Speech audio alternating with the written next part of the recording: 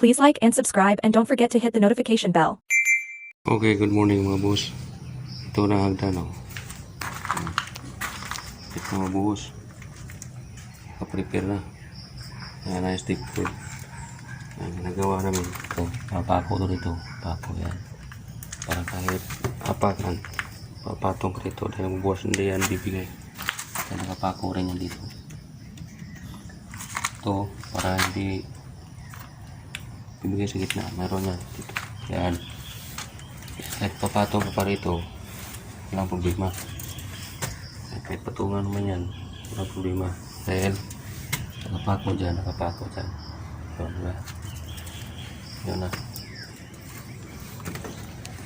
Electrical na yan. Electrical. Yan. Diba? Sada na buo na to.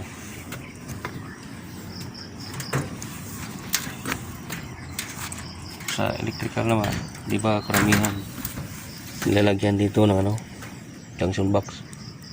Yan, dyan. Ito wala na. Sa baba ng junction box. Yan. Ito na sa baba junction box. Yan o. Nilulusot na lang. Di ba madali. Yan.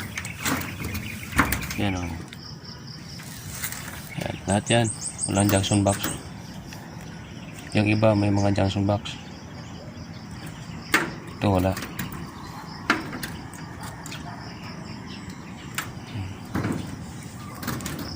Yan. Kahit dito wala junction box yan. Doon na sa baba nalalagyan ng junction box. Papakita ko sa inyo kung saan nalalagyan ng junction box. Mas madali yun eh. Kasi yun, tiltilin mo yun. Pagtapos buhos, matigas kayo yung ano. Steel dick. Kapal yan. Okay. Ito na. Yan. Yan. Sports.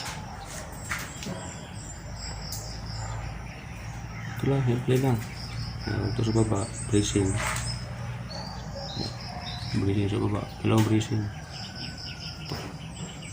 Okay. Yan yung ano. Nilusot. Lalagyan niya sa box yan pagkatapos buhos. Yan. Okay. Mga sila rin sa hagdan. Okay.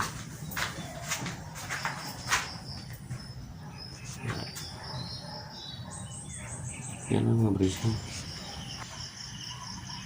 Yan mga boso. Diba mas madali siya kaysa doon ilalagay sa loob. Sasaba sa buhos, tapos tatabasin mo yung steel dick, mahirap, tigas kaya yan, oh, lulusot mo lang siya, tapos dito mo lang lagay sa baba. Yan,